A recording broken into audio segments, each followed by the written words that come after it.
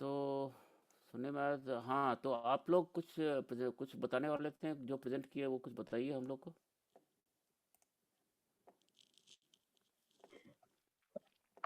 अलका जी से शुरू करते हैं। वो 2.37 बताई थी। आप ही नहीं बोलते, हम लोग तो बोलते रहते हैं। 2.37 ओके। क्या है 2.37 में? 2.37।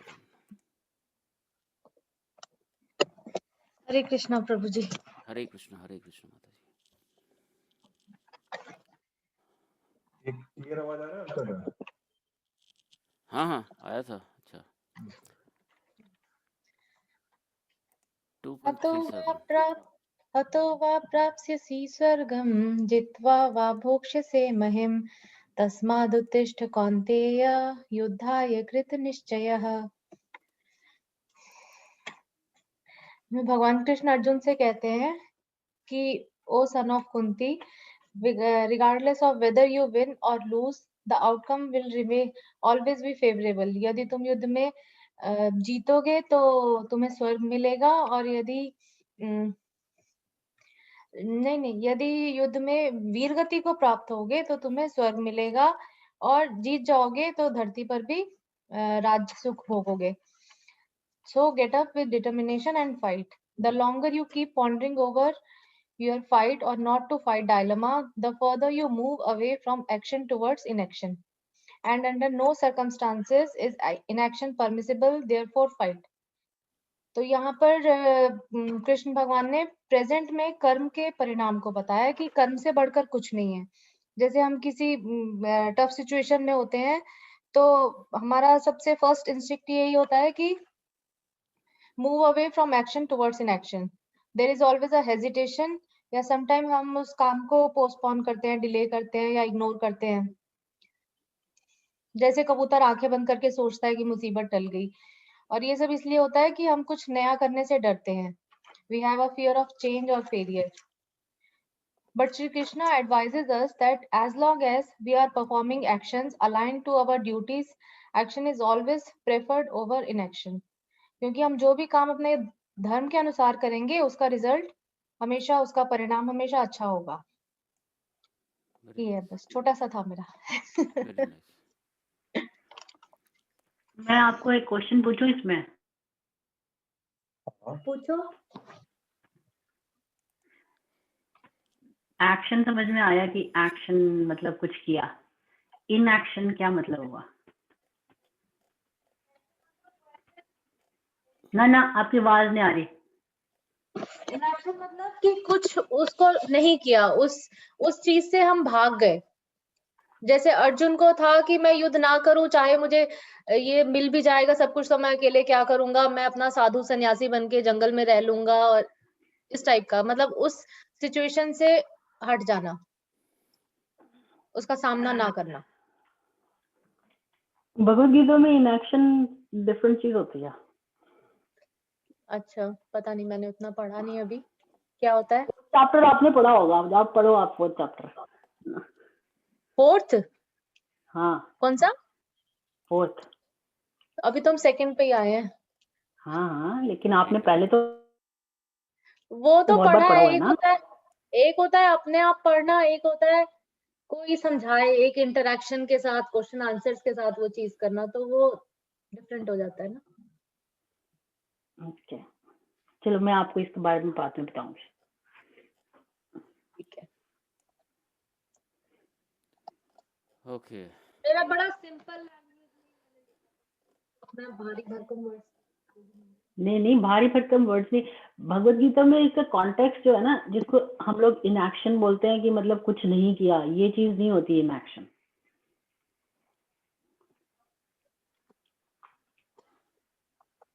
आपकी आवाज नहीं आ रही।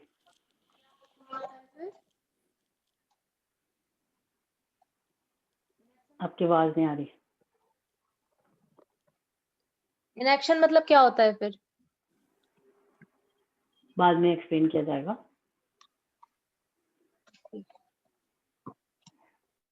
अब आप अपना भैया की बारी है। हाँ जी भैया जी, आ जाओ। हमारा था 2.61. 2.61. Oh, okay. So तानि सर्वाणि संयम्य युक्तासीत् मत्परः वशे हि यस्येन्द्रियाणि तस्य प्रज्ञा प्रतिष्ठिता. So actually जो translation था वो ये था कि one who restrains his senses, जो अपने senses को control में रखता है और अपना consciousness fix करता है मुझ पर, that man is known as a man of steady wisdom, or that man has stable mind. So in all जैसा कि आप भी हमें बताया था कि our mind can never come out of vasana. So until all our senses are free, until even one of the senses are free. So until all the senses are controlled and we are focused towards the greater good, which is Krishna himself, till then we cannot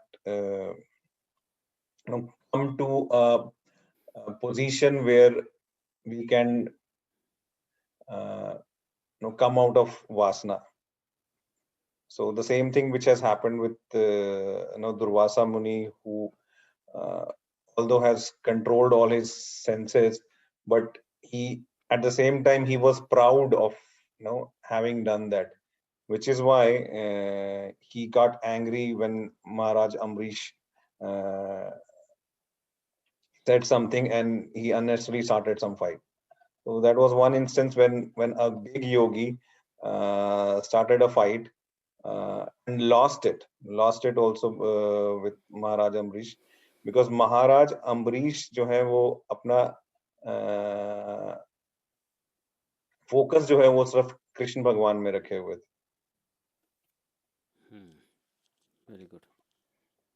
So I mean, overall it tells you that until you keep a higher goal than you yourself, it will be very difficult, or it's not good for us. So we have to always keep a higher goal, which is Prabhu Krishna himself. Okay. Good. Okay. So what did we do last time? हम लोग Does anybody remember काफी what we... हाँ काफी कुछ किए थे हम. Actually आज अम्मू के साथ डॉक्यूमेंट भी शेयर किए थे. तो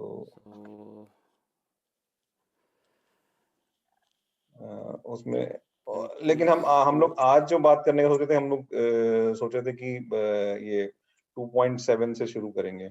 हाँ, आज तो पिछले बार क्या बात किए थे उसमें, कुछ उसके बारे में कुछ बताइए, जो समझ में आया या फिर नहीं समझ में आया तो पूछ लीजिए.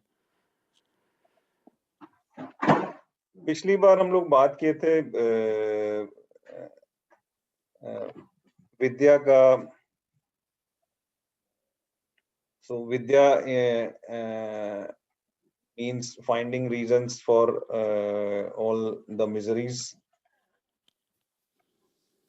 and we also talked about Adi Devik, Adhyatmik, and Devik, the miseries caused by God, Jivatma, and nature. And so let's put this question in parking lot, and when the time is right, I'll explain you what this means. As you said, avidya is the cause of sufferings. yes. Okay. Keep this point somewhere highlighted so that we can come to this question to explain on why this happens. So what do you think why this happens?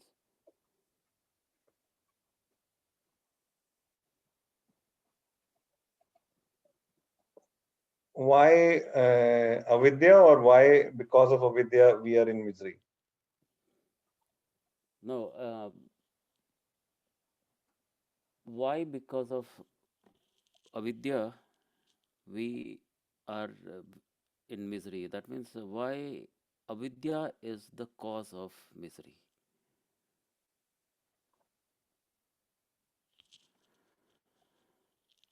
Hmm. सो हमारा understanding ये है कि अविद्या की वजह से मतलब हमें ये ज्ञान ना होने की वजह से कि हमारा what is the cause of our misery and why are we in such a situation we first of all अविद्या की वजह से हम ये एक्सेप्ट ही नहीं कर पाते कि हम किसी मिजरी में हैं means whatever objective life we are having we are happy with that and हमको पहले ये अंडरस्टैंडिंग ही नहीं होता है और जब अंडरस्टैंडिंग नहीं होता है तो हमें जो है मिजरीज का काउज ढूंढने का कारण भी नहीं है जब कोई मिजरी ही नहीं है तो उसका कारण क्यों ढूंढे और कारण नहीं ढूंढेंगे तो हम जो है उसमें और डीप में जाके ढूंढने की कोशिश नहीं करेंगे और which is why we will always stay disconnected from the ultimate goal और Okay. हम इसी जन्म मरण के उसमें लगे रहेंगे. Okay. So keep this question in the parking lot. When we'll reach to almost verse 30 of almost to 2.30, that will be the time to discuss this. अच्छा. Okay. Any question, confusion, concern, or any realization on the last discussion that we had?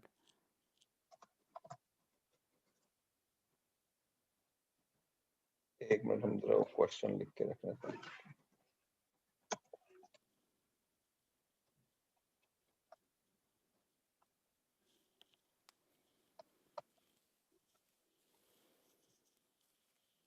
एक discrimination के बारे में एक point पूछना था. सो we talked about few kinds of vivek, almost 5 types आपने बताए थे. Correct. अंशी विवेक, साध्य विवेक, श्रेय प्रेर्या विवेक, आत्म विवेक, आत्मनात्म विवेक और नित्य अनित्य विवेक. अंशी साधन साध्य, श्रेय प्रेय, आत्मनात्म और नित्य अनित्य. इसके बारे में हम जैसे ये फॉर एग्जांपल श्रेय प्रेय था, ये हमको समझ में नहीं आया because both I understood as good and pleasant. Yep. तो गुड एंड प्लेजेंट ये तो दोनों एक ही चीज हुआ ना. नहीं. We'll come to that. In 2.7 we'll talk about that. Okay. Good and pleasant are not same. It can never be same. The moment a jiva reaches to the platform when good becomes pleasant, he has reached to the plateau. But before that, the good is not pleasant, the pleasant is not good. We'll talk about that in 2.7. Any other question, or do you want to go in detail of each of those? नहीं, जब भी उसका मतलब time आएगा we can discuss about that, but there will be time for each of them. The Ansi Vivek will come in chapter 13. Okay. Sadhan Sadhya Vivek will come in chapter 12. Shreya Preya Vivek is in almost all, but starts with 2.7. Atmanatma Vivek is in 2.11 or something, and Nitya Anitya Vivek is also in 2 point something. It's all in between 2.11 and 2.30, all in between that.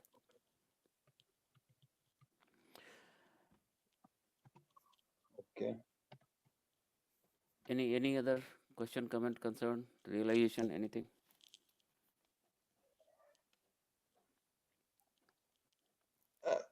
एक और हम लोग बात किए थे क्षमा का, and we said it is power of mind. उस Sham. sham, okay, sham, Yes. okay. Sham is the control of mind, Mm-hmm. and dam is the control of senses.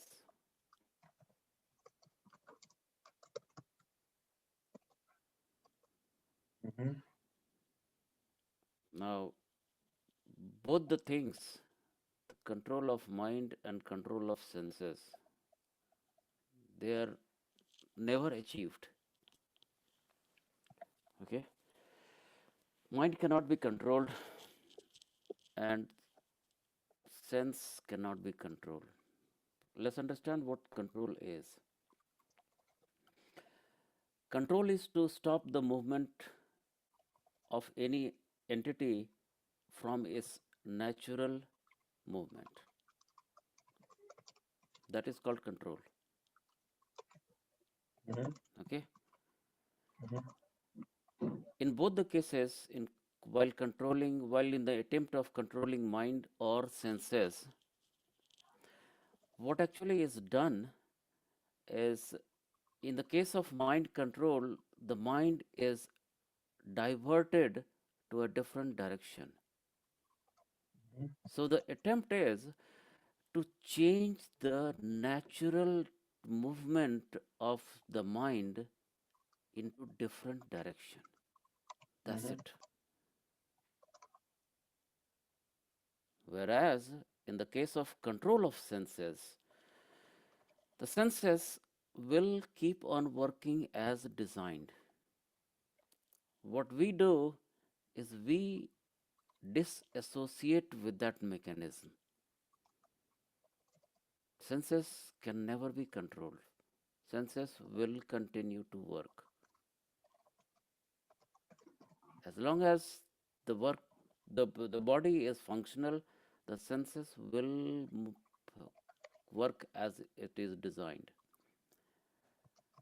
We have the power with different mechanism to detach ourselves from the working of senses. So in both the cases, the techniques are different. In the case of mind control, we do not detach ourselves from the mind because that is not possible.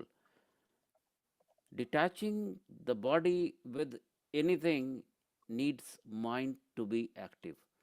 So we cannot detach mind with mind using the mind. Whereas in the case of control of senses, what we do is we detach ourselves from the mechanism of sense working. We use mind in that case.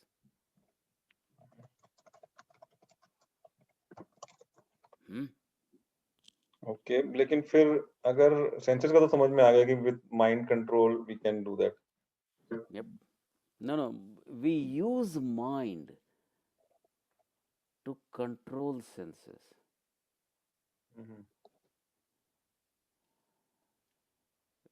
When we'll read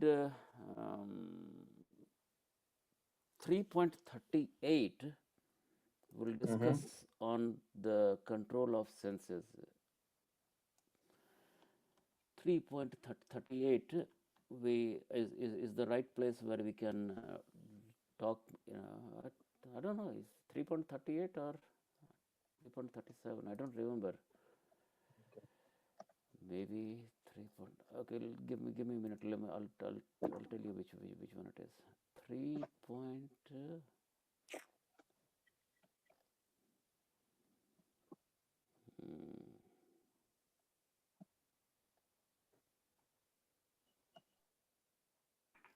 3.40.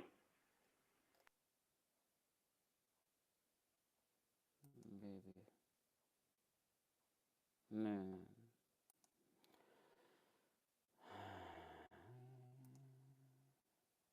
Okay, 3.42. By 3.42, we should have discussed everything, but whatever is remaining, we will see it in 3.42. Here, the, the, the dynamics of senses and mind will be discussed. If you read the translation, it says the mind is higher than the senses. So mind can control the senses, but the senses being subordinate to the mind can never do anything to the mind. But that is the point where we talk mind and senses in much more detail in their relationships. And later in the chapter 6, we talk senses, also not senses, mind independently. एक minute, आपका आवाज बीच में cut गया था. Oh, okay. एक बार फिर से repeat करिएगा. In 3.42, we'll talk about the relationship of mind and senses,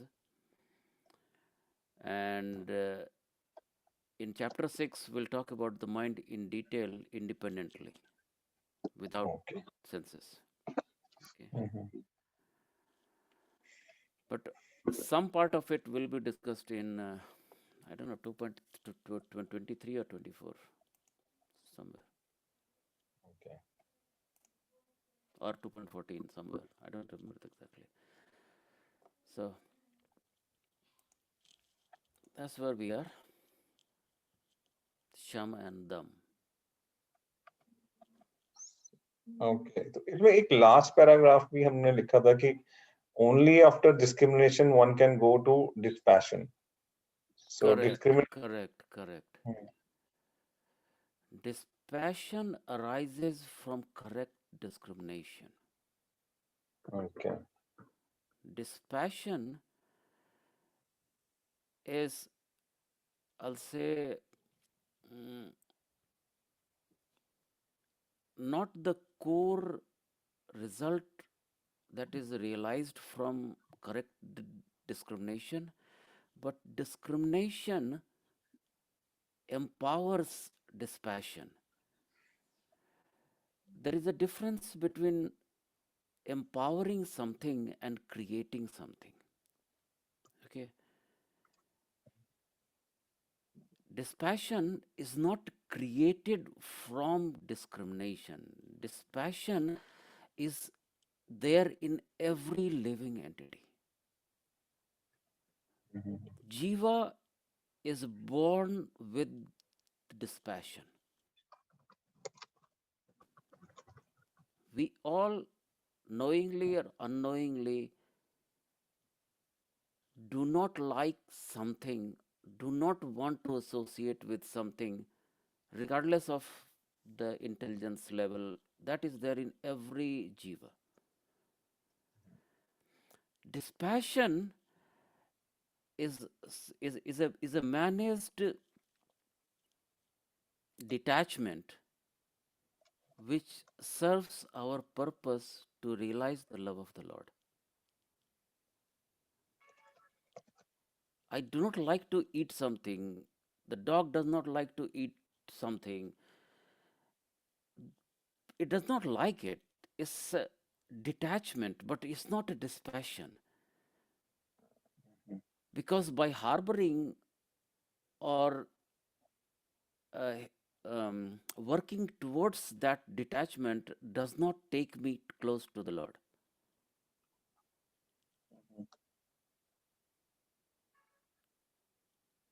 Is that clear a little bit? Makes sense. So appropriate detachment which impels us to go closer to the Lord is more in the line of dispassion.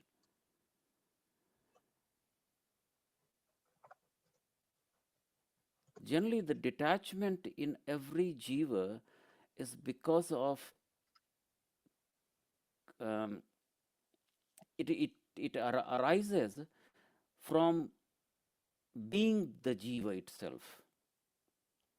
Okay, Mhm. but our vasanas shape our likes and dislikes. Mhm. The dislikes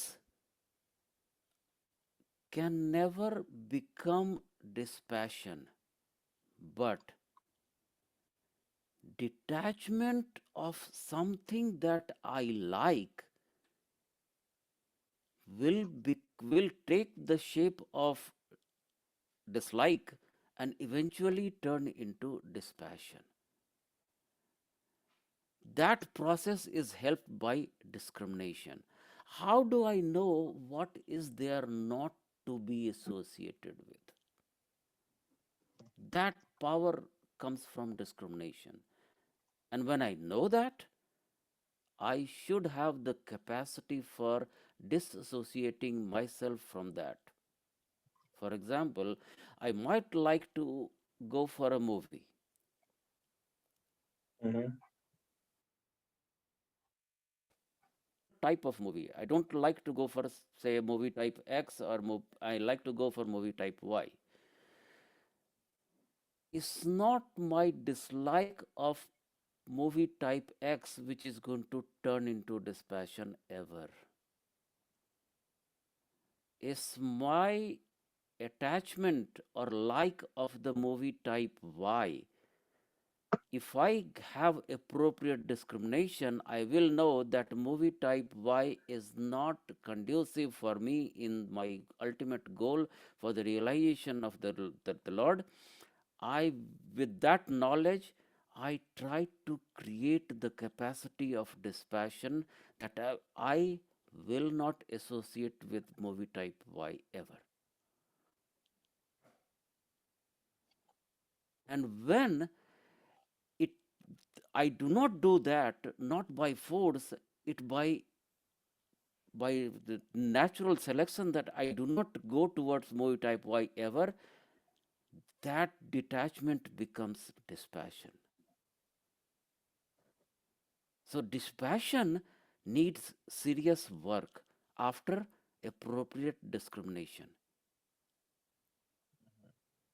I need to do something. I have to have some commitment to get to the stage of dispassion. I am not going to watch that movie ever. That desire will keep on coming, and I will keep on avoiding that desire. And eventually I will reach a point where I will not have that desire of that. And then I will come to the stage of dispassion. Mhm. Mm.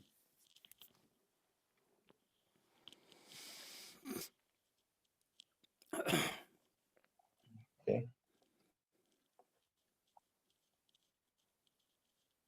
ठीक है. Uh, All looks so good. इसमें हाँ. Question, So question, question, question. Give me 10 seconds.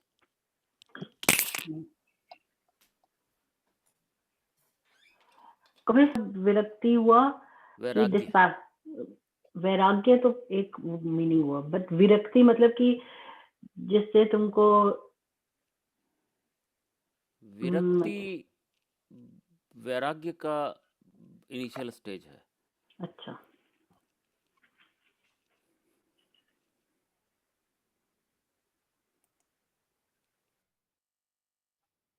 ये हमने बात किया था last time भी. तो अंग्रेजी में विरक्ति का क्या बोलेंगे? डिटैचमेंट बोल सकते हैं. I don't know. ठीक है.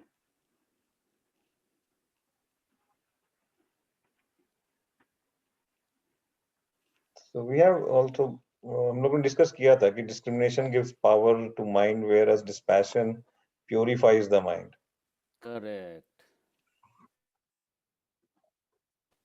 Because of dispassion, mind gets stabilized. Without dispassion, it keeps on roaming around in the zone of all attachments. Dispassion does not imply running away from society or hating it. That's what I'm saying. Or criticizing the enjoyment that is derived from being associated with society. It is also not the um, apparent disinterest. Like, if you do not have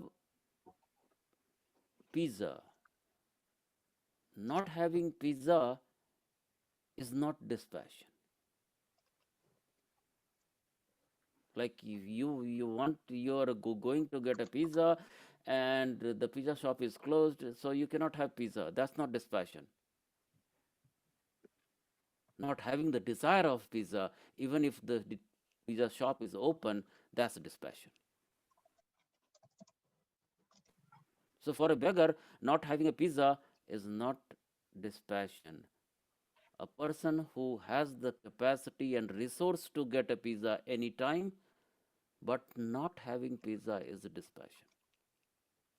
So having every resource available to enjoy things, but with the discrimination that these enjoyments will take me away from the love of the Lord, if I do that, that becomes a dispassion.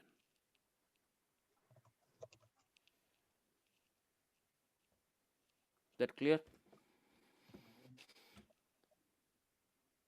Haribol? Yes, Prabhu. Is that clear? Yes? Mhm. Okay. आवाज नहीं आ रहा क्या?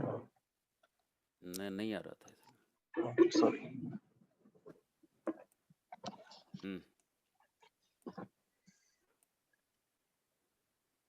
So dispassion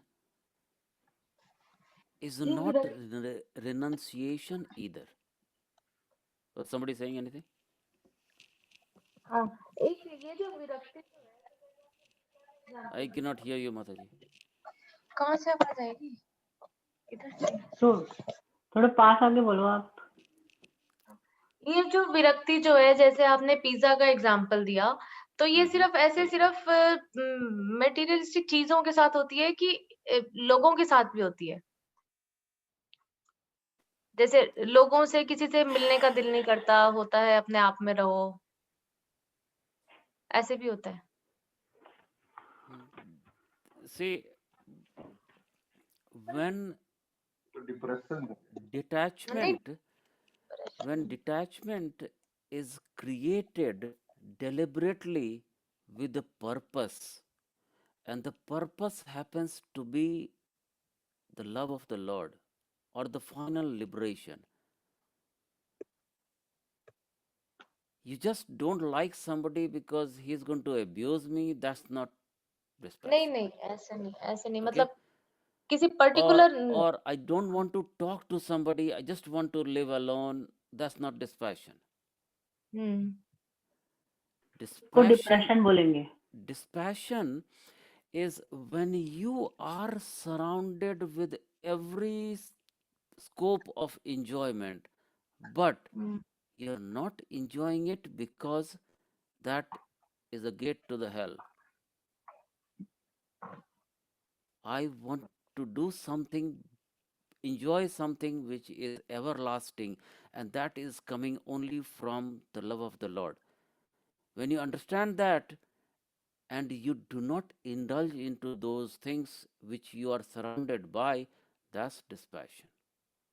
That's why I said there is a strong difference, big difference between dispassion, vairagya, and renunciation, sannyas. In sannyas, we are away, we keep ourselves away from every scope of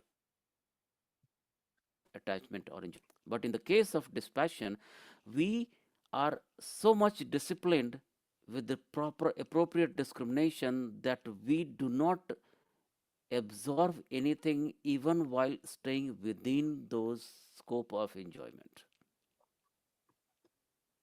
society, the world, sansar, is a scope of dualities and enjoyment. Even living in the family, I do not want to absorb anything that is coming from them. I will keep on working and keep on contributing. I will work as a responsible member of sansar, but I'm not here to do any enjoyment of that. I'm using only bare minimum of the sansar to reach to my final goal. That's dispassion. That's why dispassion is much more difficult than sannyas. In sannyas, you keep yourself aloof from every scope of enjoyment or everything that attracts you. Then there is no scope of enjoyment at all. But in the case of dispassion, you are living with them. You are in them, but you do not absorb anything. Hmm, Is that clear? हाँ clear है अरे वो वाला example दो एक कि मतलब वो जो तुम बोलता है कि पड़ोसी के घर में रखा हुआ है बट मैं बोल रहा है कि हाँ मैं मेरे को तो खाना ही नहीं है मतलब मेरे तो इच्छा ही नहीं है मेरे को कभी नहीं खाना समथिंग ऐसे तुम एक दिन एग्जाम्पल दिया था याद नहीं हमको क्या पता. So, कि हाँ ओके चलो कोई बात so अगर घर में खाना नहीं है और आदमी भूखा रहा, दैट इज नॉट वैराग्य. घर में खाना है, कभी भी खा सकता है आदमी, लेकिन एक पर्पस के लिए व्रत कर रहा है, दैट इज वैराग्य, that is dispassion. So you are living with every scope of pleasure of life, every scope of enjoyment, but deliberately you choose only to the bare minimum so that to stay alive, because with the body only you can reach to your final goal and not indulge into anything that is there. Vairagya is an essential stage to reach to the stage of equanimity. And equanimity is talked throughout the Bhagavad Gita. Bhagavan keeps on telling, be equanimous, equanimity, samata.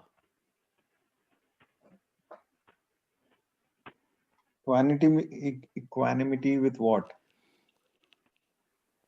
Equanimity of life, the dualities that life throws, be equanimous with that. Don't be overwhelmed with the joy, don't be morose with sorrow. Treat both of them equally. Have yourself unchanged because of sorrow or joy. That's equanimity.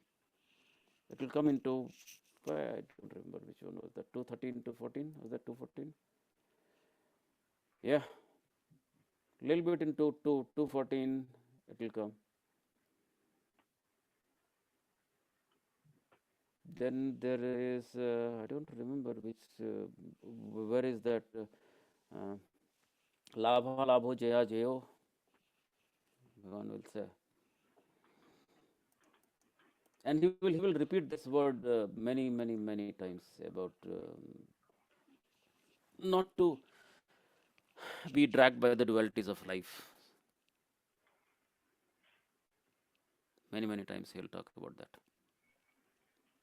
So we'll see that in detail as well. But these are the building blocks of equanimity. Without the control of mind, senses, having the essential dispassion, is nothing is possible. Nothing is possible, absolutely. Okay. Dispassion helps us in uprati.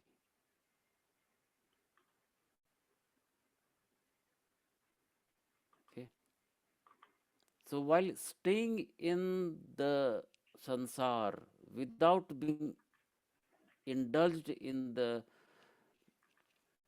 enjoyment of the sansar, that is dispassion. But being in that stage, keep contributing towards your constitutional responsibility, that is uprati.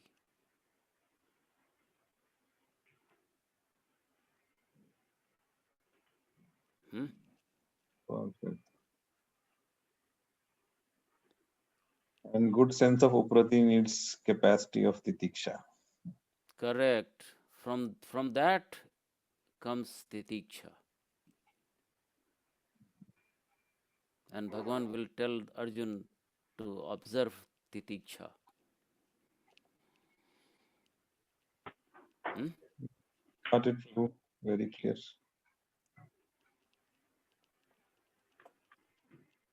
Okay. Any other confusion? Nothing from my side. Anything, Mataji? कोई confusion नहीं. नहीं माता जी का भी कोई confusion नहीं. No confusion. Okay. Okay, then we'll move to, let's see, we can do 2.7 today. So, in before 2.7, we talked a little bit about Arjun giving plenty of reasons for not willing to fight. Hmm? And Bhagwan in the second chapter scolded him in 2.3, saying, Hey Parth, Klebyam masma gamah etat त्वयि न उपपद्यते हे परंतप क्षुद्रम हृदय दौर्बल्यम त्यक्त्वा उत्तिष्ठ. That was almost a verbal slap from Bhagwan, because till that time both of them were behaving as friends only. And even after hearing this verbal slap, Arjun kept on giving different reasons. Hmm? So it seems that the verbal slap did not make any difference. Now we just have to remember that before Bhagwan Krishna spoke that verse, Arjun was already in the deep state of delusion. And it takes some time for the medicine to act for a serious delusional person. And that's what we see here. Even after Bhagwan Krishna told him, he still gave few reasons. And then says eventually, like the medicines started working, he said this, Karpanya dosha, isn't it? So let's recite this verse first. Karpanya dosho pahta svabha prichhami tvam dharma sammudha cheta yachreya nishchitam brohitan me shishyasteham shadi mam tvam prapannam. Now this verse, if I um, take you a little back little bit, you remember all the delusionary symptoms of Arjun started in first chapter after Bhagwan spoke something. Okay. Till Bhagwan spoke something in first chapter, Arjun was happy.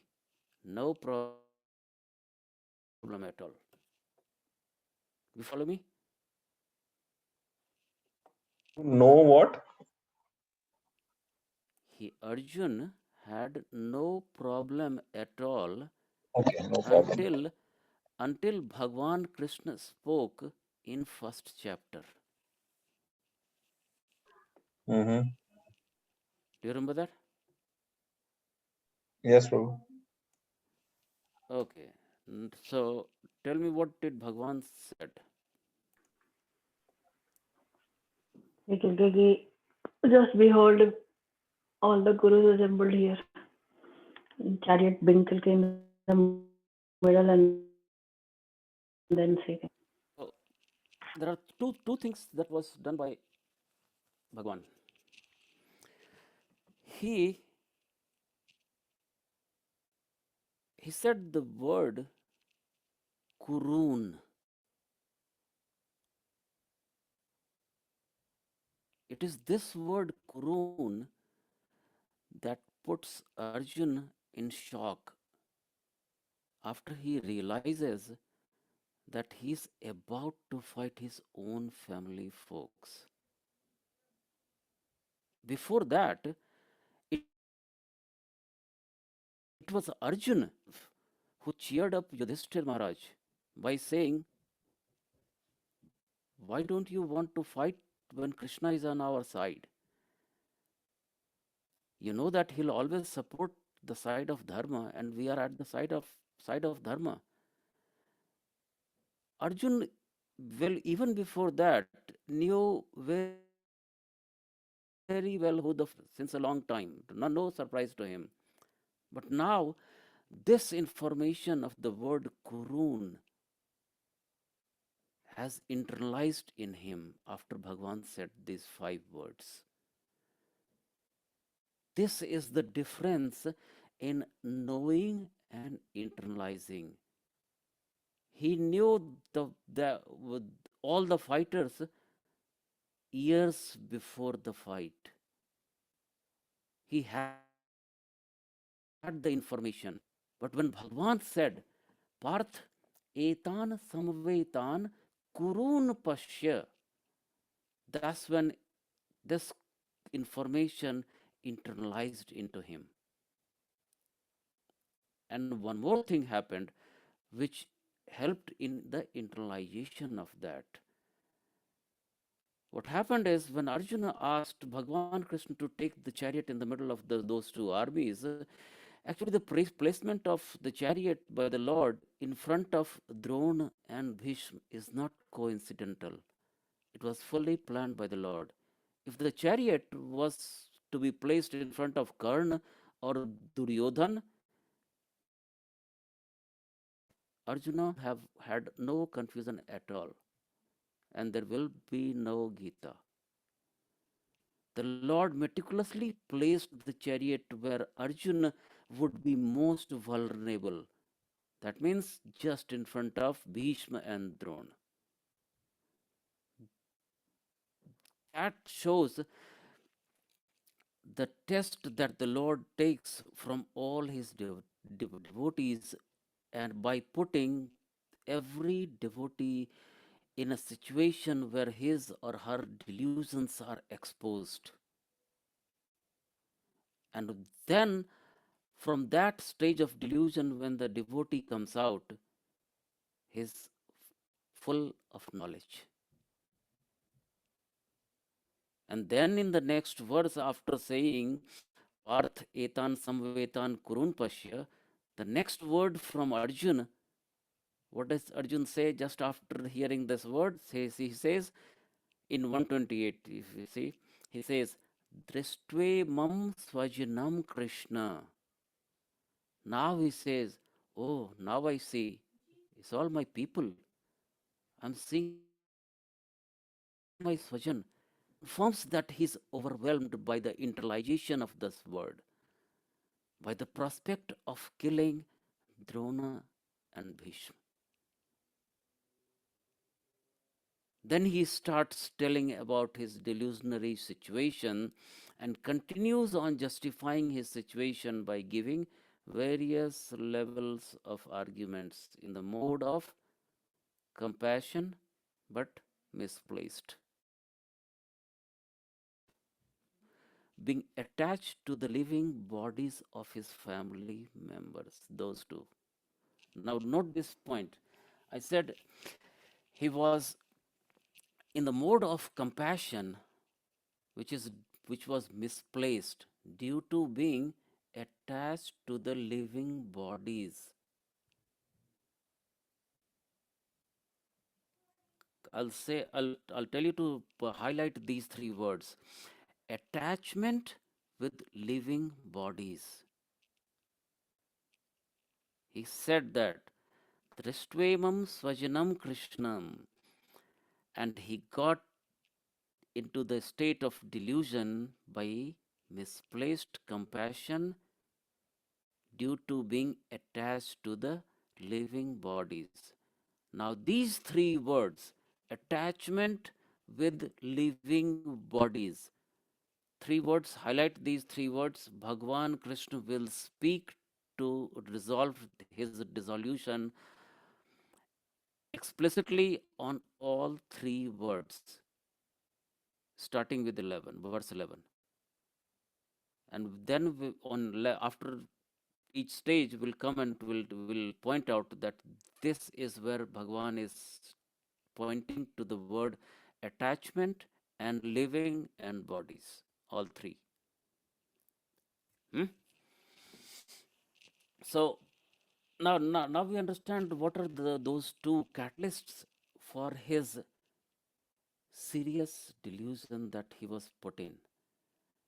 It was a deliberate act by the Lord to take the chariot in front of Drona and Bhishma and saying, Parth, etan samvetan kurunu pashya.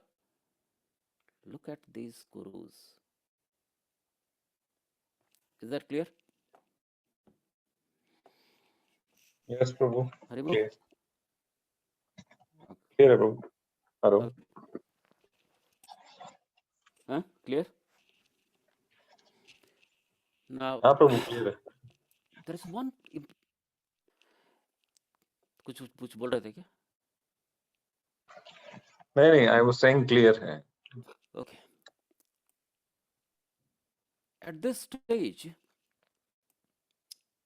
I think we did talk about few qualities that Arjuna displayed. Here at the stage, when the medicine sank into him, he showed the symptom of maturity. Okay. And how do we realize, how do we come to this conclusion? We'll discuss that. I'll probably explain a little bit about what maturity is. Okay. Maturity is when we have reached the stage where you have lost your faith in the world to provide you joy. But the loss of the faith is not caused by the frustration of failure, but it is caused by knowledge and introspection of the world. Is that clear? Should I repeat? नहीं प्रभु clear है. Okay. Here, Arjuna shows the symptom of maturity by acknowledging the fact that there is nobody in this entire field of war who will tell me what to do in this situation. And then he asks the Lord. Now he's just asking the Lord. He's not committing to follow the instruction. Now, if we look at the word that is used, he himself says, I am going to become your disciple, Shishya. This word Shishya comes from Shah Dhatu in Sanskrit. Okay, and Shah means to rule. Shishya means one who can be ruled upon. Shishya does not mean who will be ruled upon. It just means who can be ruled upon. So he acknowledges that I need some help and there is nobody in the world who can give me the help. So let me ask you, what do you have to say? Because I might be ruled upon. I am your Shishya.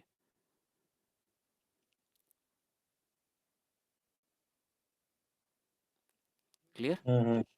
So entirely not giving him all the. No, no, no. So still he is in. So the medicine has worked. He understood that there is nobody who can tell him how to come out of this situation. So he tells Bhagavan, tell me what do you have to do? What do you have to say? Tell me. He never gave even a single bit of sign that I will follow all that you're saying. Not a single bit. Now, I'll explain you something which is very profound here. Is he has reached the the stage of because of his delusion, he has reached to the stage of incompleteness. Till before Bhagavan spoke those 5 words, he was in complete composure. He was in pleasure. He wanted to do what he came for. No problem. But the Lord's 5 put him in such an incomplete situation that he started feeling incompleteness in his pleasure. And it reached to the stage that his incompleteness started affecting his own existence. Why he was here? He wanted to run away from that. He wanted to negate his existence in the warfield.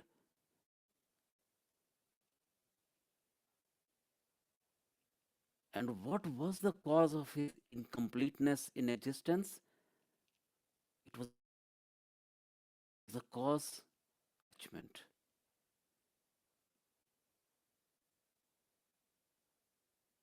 And remember, incompleteness in pleasure is the cause of action, and incompleteness in existence is the cause of attachment.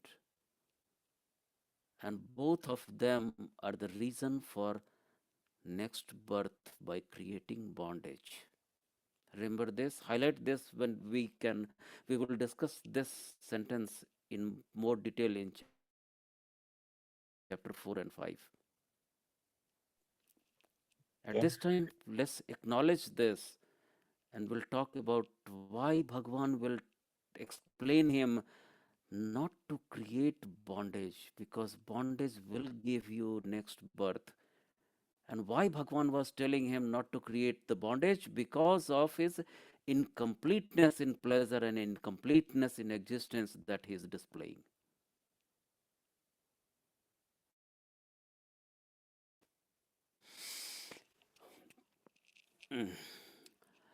Uh, okay, so The literal meaning of that, this verse, must have been very clear to everybody. The literal meaning does not have much difficulty, or is it Simple hai, difficult? Prabhu. Anybody? Okay. So literal meaning we understand that. Now I'll take few words explicitly and tell you what it is. Okay. Um, he uses the word miser, kripana. Hmm. Kripana the is some conscious entity who is utilize his available resource at appropriate time. That entity is called a kripana. Hmm. Now, why Arjun uses the word kripan for himself? At his disposition was his natural characteristics of chivalry in fighting, which he has for a long time. He was put in a situation which limits him to utilize those resources now. So he calls himself a kripan. Is that clear? Yes, Prabhu. Okay. The next word that he says is swabhav. Hmm. Swabhav is the natural exposition of any entity. Hmm. Now, I'll take you in the verse where Swabhav is talked in proper context to understand what Swabhav is. Can you go to chapter 5th, verse 14, 1-4. Okay.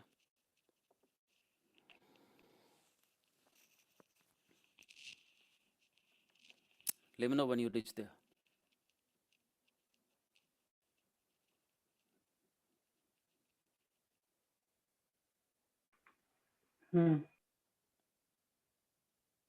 Everybody there? 5:14. Okay, there. Okay.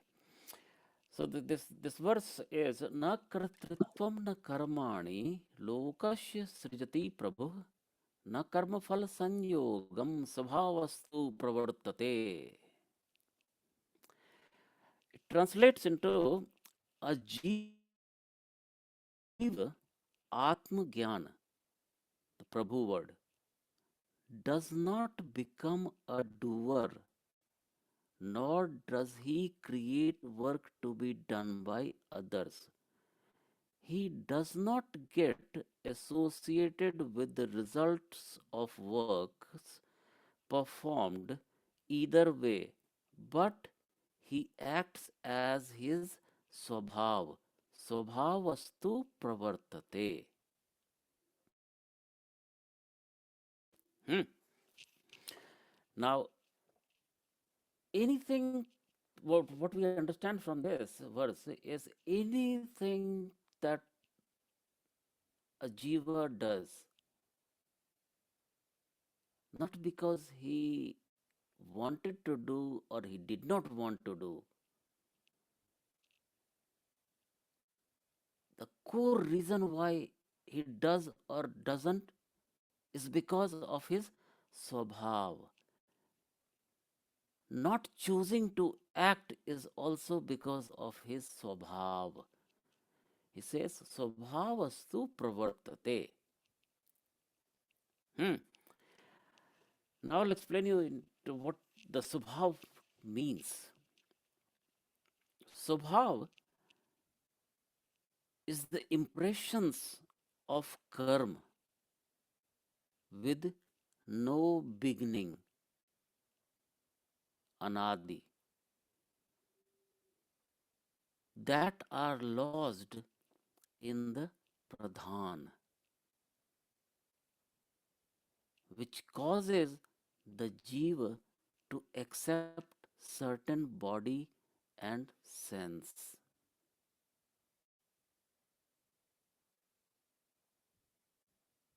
I'll make it a little simpler in the second sentence, which means Swabhav is in conjunction, Swabhav includes the jiva in conjunction with a body and senses arising from previously described pradhan through those impressions. Arising from previously. Previously we talked about the word pradhan, that pradhan through those impressions. Now I'll tell you little more common in more common words. Jiva works according to his swabhav, which is the mode nature and jivatma's past impressions. This swabhav is coming from time immemorial. It is anadi. There is no start of jivatma's swabhav. And by acting in a particular way, jivatma is changing his swabhav too. Like if I have my swabhav to act in a particular way, and because of my swabhav I will keep on acting in the same way more and more, the same activity more and more, I make the swabhav stronger and stronger for that activity.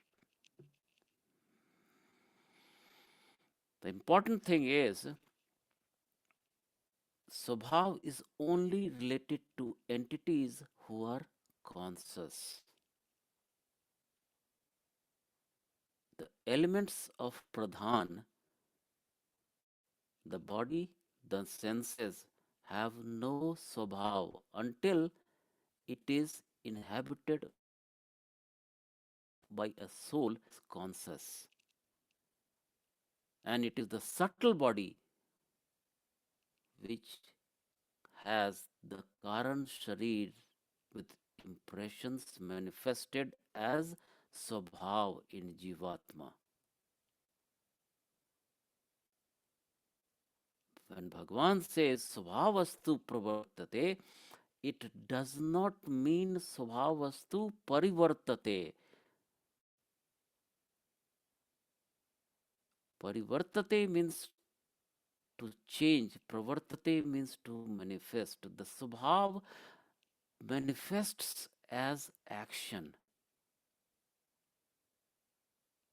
So, the Swabhav includes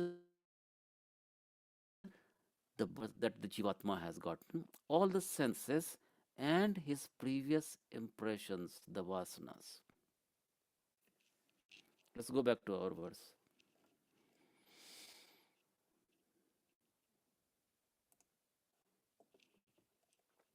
Is there any clear or any confusion question? Somebody speak, please. Clear hai, Prabhu. Okay. Now, the next word that he uses is dharma. Now, I think all of you might know what dharma is. I want to hear from all of you what do you think dharma is.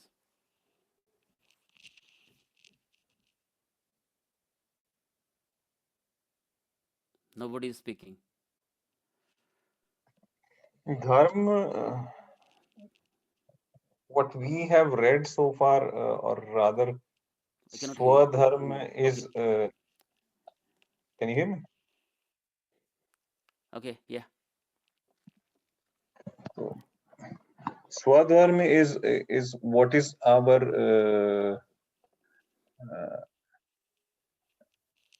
duty as the individual. So not related to religion, but to the duties, more towards the duties. Okay. Mataji?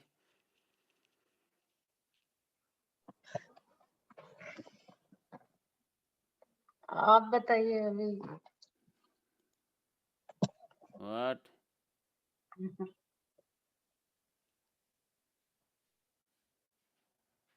Okay.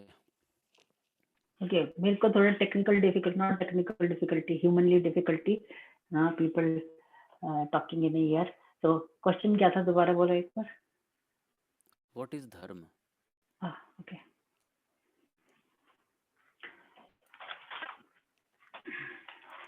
धर्म के बारे में तो नहीं discussion हुआ था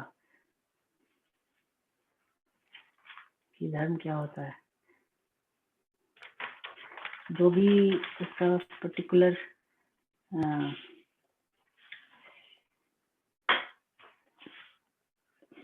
जैसे fire का धर्म होता है टू बर्न, ह्यूमन का धर्म होता है टू लॉन्ग, मतलब कृष्णा के प्रति प्रेम, मतलब आत्मा का धर्म। Okay. So, dharma is the natural exposition of any entity. Okay. That means the purpose why this entity exists is called the dharma of that entity. Okay. Dharma does not only is not only related to an entity, but is related to anything that is related to the entity. That means dharma is only not related to me, but related to everything that is related to me. So, if you are related to me, dharma is related to you too. Also, between me and you, there is a relationships. Dharma is affecting that relationships too. So, when an entity, treat myself as an absolute, secluded, separate entity, my dharma is something different. My dharma with somebody else is something different. Every relationships that I have, my dharma is something different. Now, in every context, dharma only means the natural exposition of that.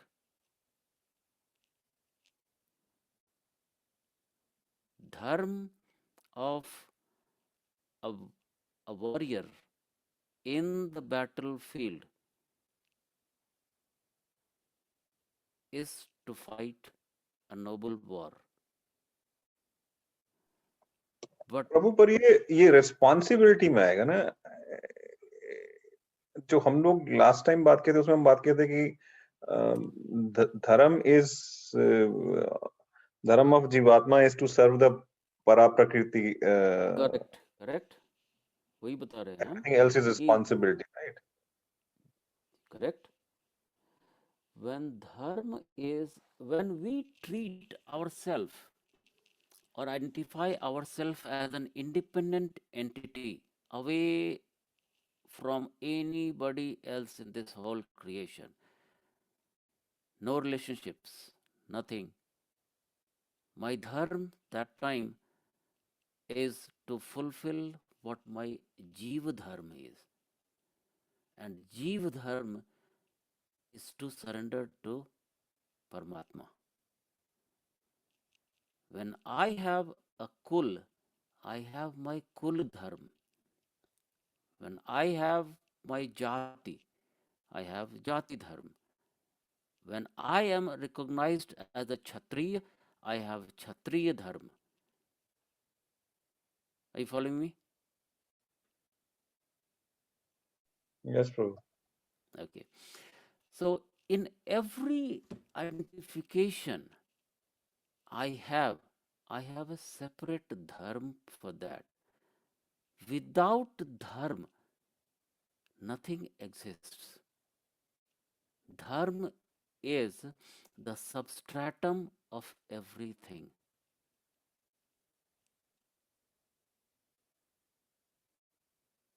That is of a concern to Arjuna that I am not able to follow my dharma. And that is a concern to him, because if you cannot follow the instructions of the substratum, the superimposition never works. Do you remember we talked about substratum and superimpose? Correct. Yes, yes. Without the substratum, superimposed will not exist. Truly, what we are saying is, if I negate my dharma, I cannot exist. If I negate the dharma of my relationship with you, the relationship will not exist. That's why it is a matter of concern to Arjun that he is not able to follow his dharma. He is dharma sammood, fool who does not understand what dharma is. Is that any clear? Yes, Question? Prabhu. Anybody, any question?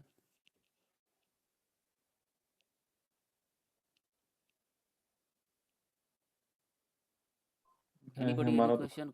कुछ तो बोले कुछ. हल्का नहीं, हल्का का भी कोई क्वेश्चन नहीं है. मेरे को तो समझ में ही नहीं आया ये. ओके. क्या नहीं समझ में आया? ये जो मतलब अभी जितना बोला तुम धर्म के बारे में, पहले तो तुम बोला कि जीवात्मा का तो नहीं, जीवात्मा का तो धर्म ही खाली कृष्णा के पास मतलब पारा प्रकृति में जाने के लिए वटेवर. तो और फिर अभी आ गया कि उसको ये अर्जुना के लिए अर्जुन को समझ में नहीं आ रहा था कि उसको क्षत्रिय धर्म उसको खराब हो रहा है because of a miserly weakness. Arjun बोल रहा है कि I am dharma sammudha, I am not able to follow my dharma. और वो उसका प्रॉब्लम समझ रहा है, डिफिकल्टी समझ रहा है कि अगर कोई आदमी अपना धर्म फॉलो नहीं कर सकता है then it will not exist. और धर्म हर चीज के लिए अलग अलग है, आइडेंटिफिकेशन पर डिपेंडेंट होता है धर्म. if Jivatma identifies itself as Jivatma, its dharma is different. If Jivatma identifies itself as Kshatri, its dharma is Kshatri dharma. Its identification in a particular jati is called Jati dharma. Varna dharma. There are many types of dharma. And dharma is the substratum of everything. Kshatriya dharma is the substratum of Arjun being called a Kshatriya. If the substratum breaks down, his existence as Kshatriya will fall down. Bhagwan Krishna will tell him, if you run away from the war, people will laugh you in the history. You are not a Kshatriya anymore. Substratum should not break down. Without substratum, superimposed entity will cease to exist. ये concept इसीलिए पहले बताया था. Okay, so we understand a little bit about dharma here. Now, we talked a little bit about prapannam, that in this verse, Arjun had the maturity to understand that nobody else in this world will tell him how to get out of this situation.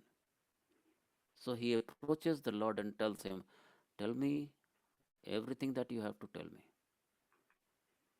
But it gives no sign that I'm going to follow even a single of them.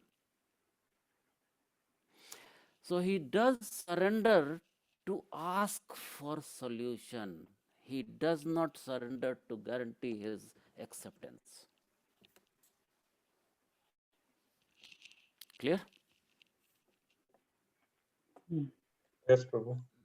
Okay. Now the next word that he uses is, tell me all that you have to tell me, but that has to be Shreya. Now here comes the Shreya and Preya Vivek.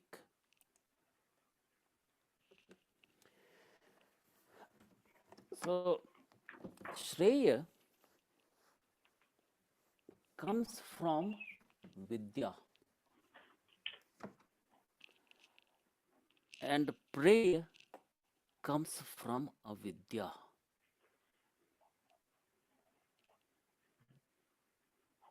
Are we clear about Vidya and Avidya first? Hmm. Okay. Prabhu. So Shreya is what is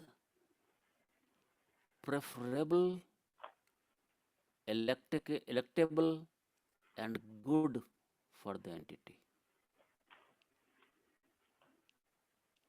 Prayers is what is pleasurable, delectable, pleasant, etc. Shreyas is the path of light, and prayers is the path of darkness. Shreyas takes us in the path of spirituality, prayers takes us on the path of materialistic life. Shreyas needs discrimination. Lack of discrimination creates prayers, a sense of prayers. Shreyas and prayers both are intelligence driven. But when intelligence works in the mode of goodness, it is Shreyas. In the mode of passion and ignorance, it becomes prayers.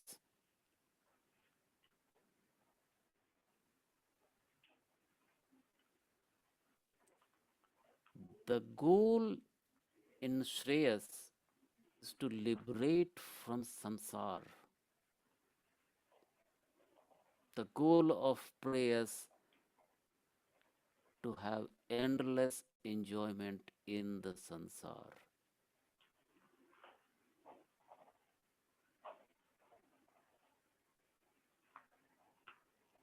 Now I'll take you to a verse. Give me one time, let me find out the verse. You guys can discuss if there is anything. Let me find out the verse. Hmm.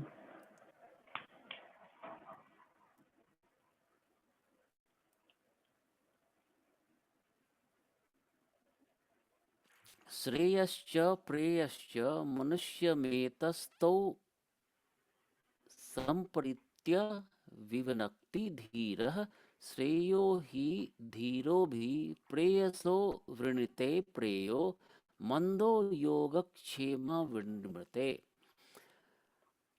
Translation of that verse is, both the good and the pleasant approach the mortal man. The wise man examines them thoroughly and discriminates between the two. The wise man prefers the good to the pleasant, but the ignorant man chooses the pleasant for the sake of this body through avarice and attachment, forgetting and keeping.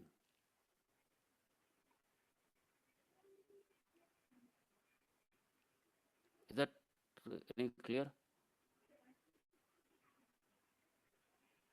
Can नहीं anybody प्रभु, speak? नहीं. Okay. Hmm. So what Arjun is asking Bhagwan is, tell me all you can tell me. You have to tell me about this mess that I'm in and how to get out of this. But preferably, that has to be Shreyas. I want to hear only about Shreyas because now I understand the prayers does not work.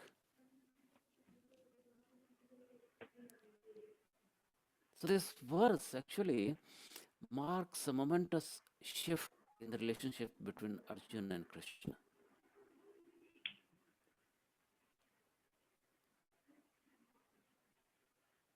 Arjun wanted to know what is good for him in the long run. And then he says, tell me for sure, Shanishchitam. He wanted to hear what is for sure, as you know that it works. Tell me what is confidentially and tell me decisively.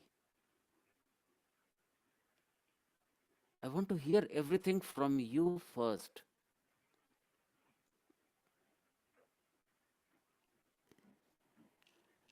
Such an understanding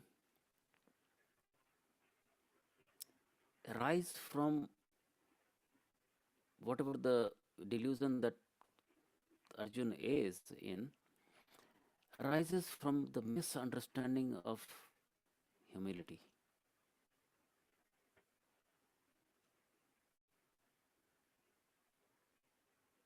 He has misplaced the concept of humility and compassion on different scale.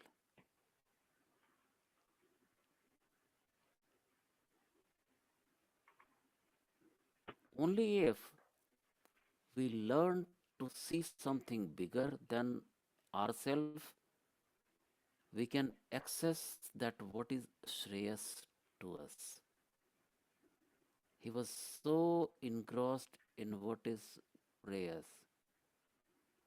He feels so nice in the loving relationship with his grandfather and his guru. So he is in delusion. He does not want to fight with them with the concept that he might kill them and then he will lose them. Isn't it?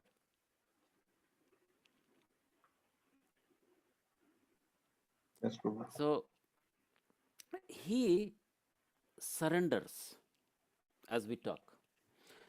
But his surrender did not mean much because he did not say that I'm going to follow it. So he asked for suggestion but gives no indication that he's going to follow.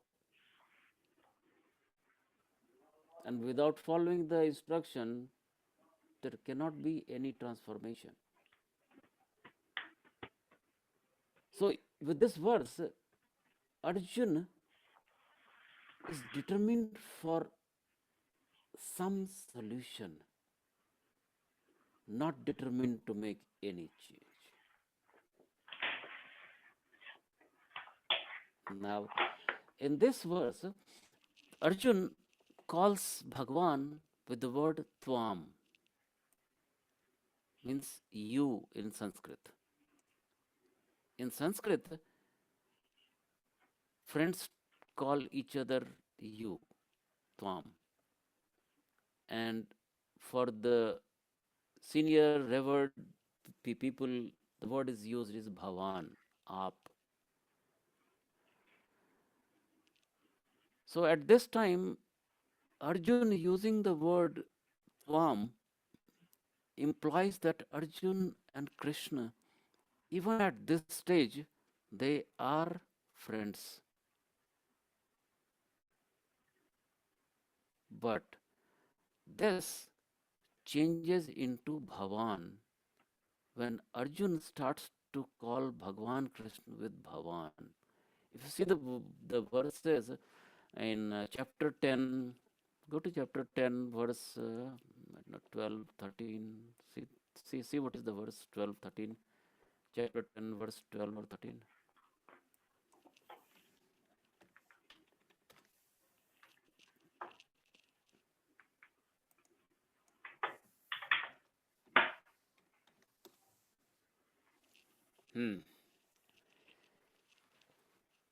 Tell me when you reach there. हाँ There, पहुंच Prabhu. गया. Okay. So he says, Param Brahma Param Dhama Pavitram Paramam Bhavan. Isn't that? Yes, Prabhu. Yes. He changes to Bhavan. He has, by this time, he has known the awesome power and love of the Lord. Bhagavan told him, I am everywhere, everything. I do everything for everybody. And now he sees, he gives the respect to the Lord. Their relationship changes truly. Arjun puts Bhagavan in the higher pedestal now. So you see that? If you go to verse, I don't know, verse 30 or chapter 11, can you go there? See? Oh, 30, no, not 30, 31. 11 ka 31. Yeah. See what he says. Akhya hi me ko bhavan ugra rupo. He has seen the Virat Roop of the Lord. Mm-hmm. And he says Bhavan. Isn't that? Yes.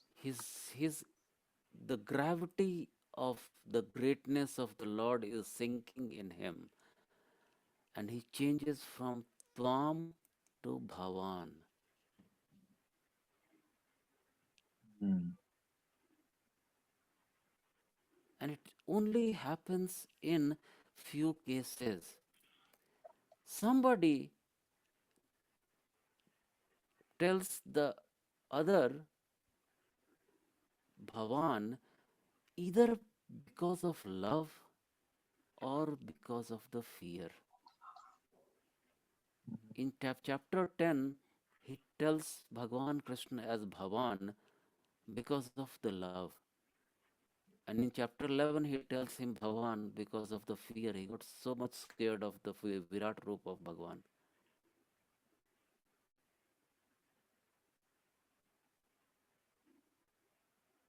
So, this tells us that it was okay for both of them to war, both of them, when Arjun asks for solution and gives no indication that he's going to follow or not, because they were still at friend level that time.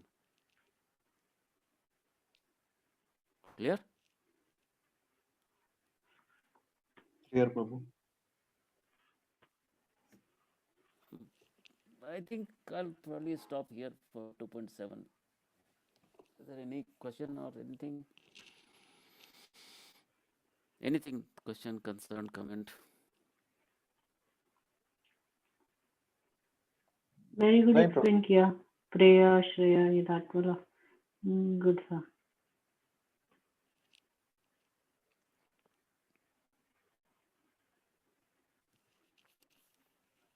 I think I thoroughly explained everything. कभी मतलब यत श्रेय इतनी बार बोला है ये श्लोक, but कभी भी ध्यान नहीं दिया कि श्रेय मतलब क्या हुआ इसमें.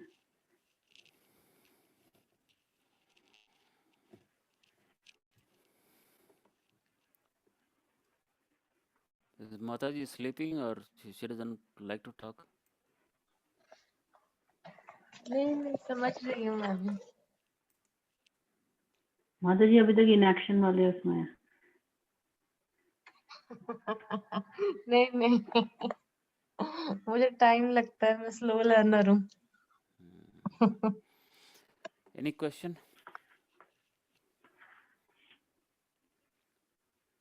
नहीं अभी तो नहीं है.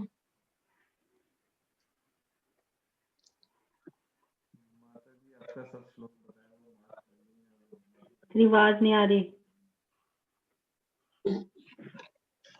मैं कह रहा हूँ अलका ने सारा वो श्लोक सब मार्क कर लिया है, वो सब धड़ाधड़ फटाफट रीड कर रही है.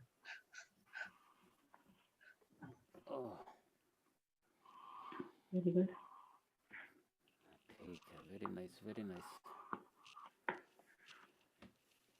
कैसे होगा कि कुछ कोई क्वेश्चन नहीं है, कोई कुछ नहीं, या तो कुछ नहीं समझा या फिर कुछ समझ गया, तो कुछ समझ गया तो कुछ कुछ तो भी कुछ बोल सकता है. कोई आदमी कुछ बोलता ही नहीं है. इतना अच्छे से समझा दिया, आप और क्या बोला जाए उस पर. कि धर्म समूढ़ चेता मतलब क्या हुआ. श्रेय मतलब श्रेय ज्ञान मतलब क्या हुआ. और त्वाम अभी भी त्वाम बोल रहा है, तो मतलब अभी भी उसको है कि अभी भी मतलब सेम स्टेटस में है. संजय वाचा एवं मुक्त्वा ऋषिकेशं गुंडाकेश परन्तपः नायोत्स्य इति गोविन्दं उक्त्वा तूष्णीं बभूवः. So what does he say? वो नहीं. Arjun हाँ वो बोला. says na yotsye. That means I will not fight.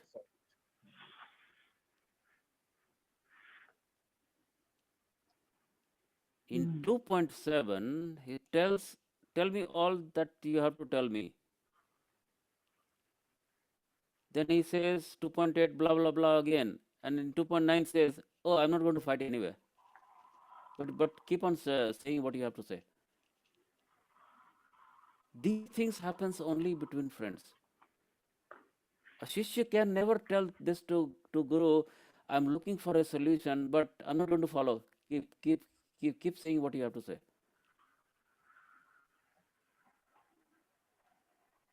You with me? Yes. Yep. So in 2.9, even after asking solution for in 2.8, 2.7, he says, not going to fight. Sorry.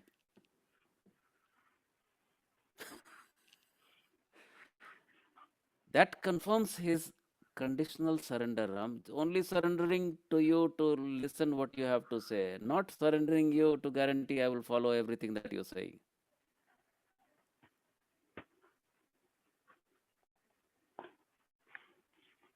Correct? Correct.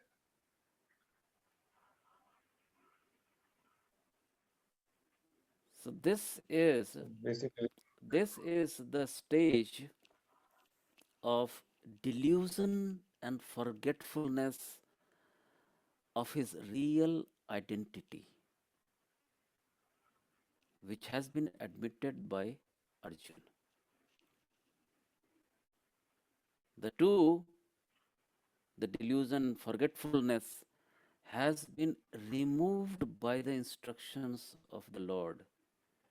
And then Arjun confirms the removal of both in the last chapter. If you go to chapter 18, verse 73, can you go there, please? 73 verse in chapter 18.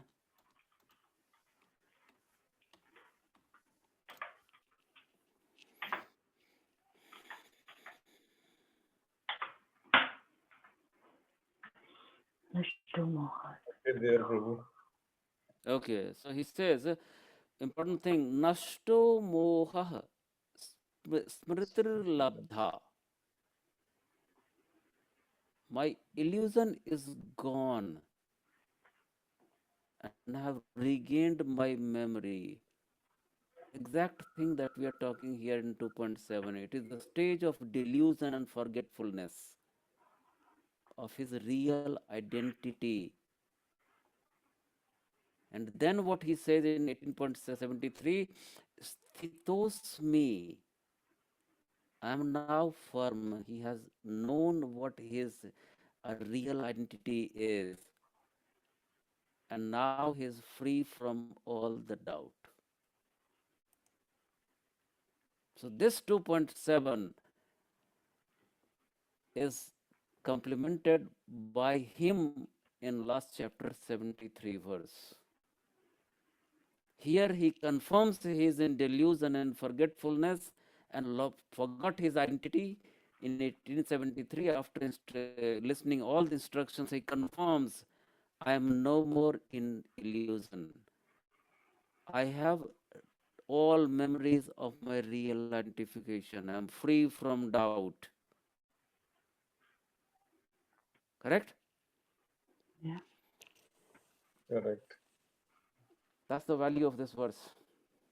That's why this verse is the pivotal point in the whole Bhagavad Gita. If not this verse, Krishna, Bhagavan wouldn't have spoken about Bhagavad Gita. And we see that the instructions, whatever was given in between 2.7 and 18.73, has been not just informational but has been transformational to Arjun, because he confirms that I have my disease recovered. I am not more in the diseased condition. I am healthy now.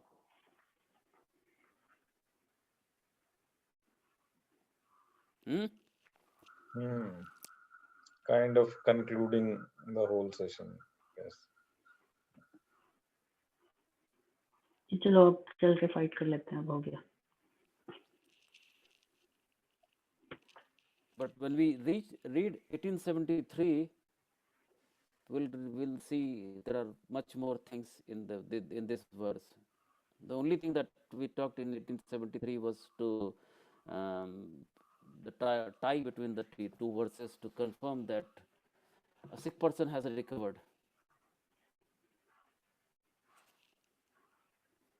Hmm? Correct. Yeah, I see moha and other words as well. So Yep. he's further talking about a lot of other things.